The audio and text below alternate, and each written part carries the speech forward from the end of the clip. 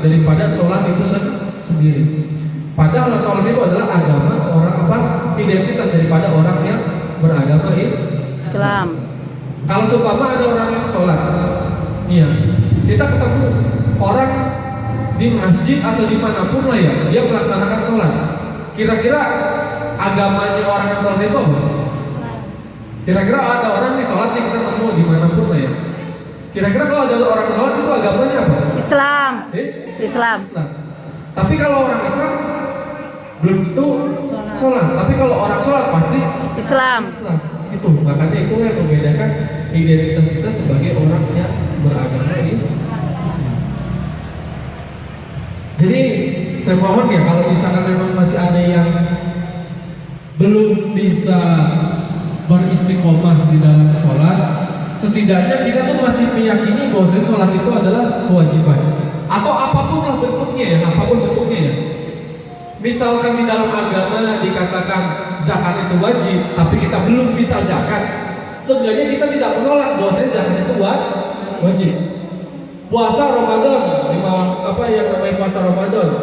Salaupun kita nggak puasa Ramadan, setidaknya kita jangan mengatakan puasa Ramadan itu tidak wajib. Begitu pula dengan sholat apapun itu ya. Kalau seumpama kita itu, setidaknya kalaupun kita males lah melaksanakannya, setidaknya kita jangan menodai daripada agamanya atau menodai daripada yang namanya hukumnya. Kadang ada beberapa orang yang rela untuk merubah suatu hukum demi kepentingan sendiri. Yang tadi hukumnya itu aslinya wajib, tiba-tiba dirubah sama dia menjadi hukumnya itu sunnah. Oh ini mah hukumnya sunnah. Oh ini mah hukumnya gini. Itu salah kaprah ya.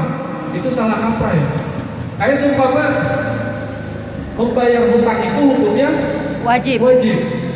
Tetapi orang tersebut apa? Kalau dia orang itu tidak bayar hutang karena memang nggak mampu atau belum bisa, nggak masalah.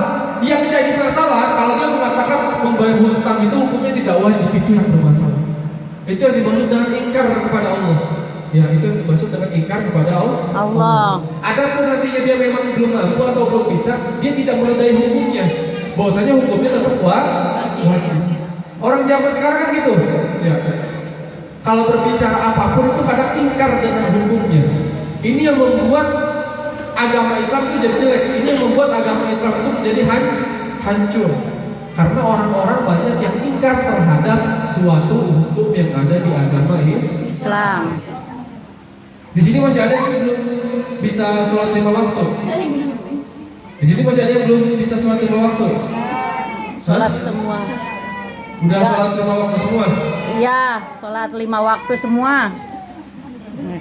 Ada yang masih sholatnya 4 waktu atau 3 waktu. Seumpama dia trauma waktu maghrib itu dia nggak pernah mau sholat maghrib karena dia trauma. Pernah putus sama pacarnya waktu maghrib. Seumpama masih ada 4 waktu. Atau di sini ada yang sholatnya 7 waktu atau 8 waktu. Mungkin ada saking rajinnya. Tapi alhamdulillah ya, kalau sholat wajib masih insya Allah udah ditinggal kan ya, insya Allah ya. Insya Allah. Kalau yang sunnah-sunnah mah ya sekilnya kita aja lah. Apa skill bahasa Indonesia? Sebisanya. Sepengennya kita lah ya. Atau nyampainya. Dikasih masalahnya kita aja lah.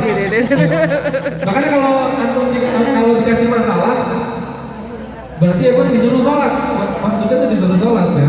Kalau misalkan dikasih masalah, bukan dikasih masalah malah curhat di sosmed atau di story-nya.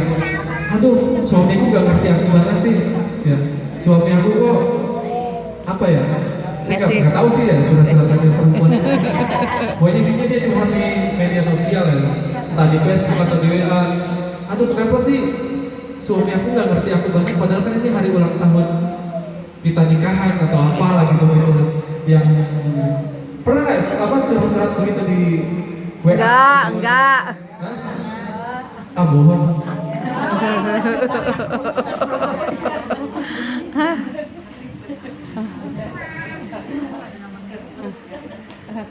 Terus kita memasuki bab selanjutnya yaitu adalah at-ta'zir. Jadi ada perbedaannya antara yang namanya hukum Islam yang sifatnya itu seperti kisos dan semacamnya dengan yang namanya ta'zir. Di sini dijelaskan at-ta'ziru lughatan at-ta'dib wa syar'an ta'dibu ala dhanbi la hada fihi wa la kafarata ghaliban. Ta'zir itu secara bahasa adalah pendisiplinan. Sedangkan secara syariat adalah pendisiplinan atas dosa dan tidak ada had di dalamnya dan tidak ada kafarat di dalamnya. Berarti kalau ada orang yang melakukan maksiat di negara muslim, ya saya katakan di negara muslim, itu dia terkena yang namanya takdib atau takzir. Seumpama ada orang melaksanakan minum khamr, ya minum khamr, maka orang meminum khamr itu harus yang namanya ditakzir atau yang namanya terkena hukuman. Hukumannya berupa apa? Di sini yu'azzaru bi ijtihadil imam binahwi habsi wa darbin wa naqisin adna hududil muazzaz. Jadi kalau misalkan takzir itu hukumannya itu tergantung daripada ijtihadnya imam. Ya. Kalau misalkan kata imam dia ditakzirnya dengan bayar denda, ya berarti bayar denda. Kalau ditakzirnya dengan dipenjara, maka dipenjara. Kalau ditakzirnya itu di apa namanya, kalau di Aceh itu dicambuk, maka dicambuk. Jadi ini adalah maksiat-maksiat yang sifatnya tidak ada haknya dan tidak ada kafarotnya. Apa itu hak? Hak itu berarti kalau misalnya kayak membunuh itu kan ada haknya ya. Kalau nyawa berarti dibalas nyawa. Kalau membunuhnya tidak sengaja berarti nanti ada ininya lagi. Kalau membunuhnya sengaja maka dia membunuh plus bayar denda. Yang seperti itulah itu namanya hak atau ketentuan-ketentuan yang memang sudah menjadi landasan agama. Tapi kalau misalkan takzir itu tergantung daripada si imamnya atau tergantung daripada si ketua lingkungannya atau ketua RT-nya, ketua RW-nya atau bahkan presidennya. Itu berarti dihukumnya itu hukumnya tergantung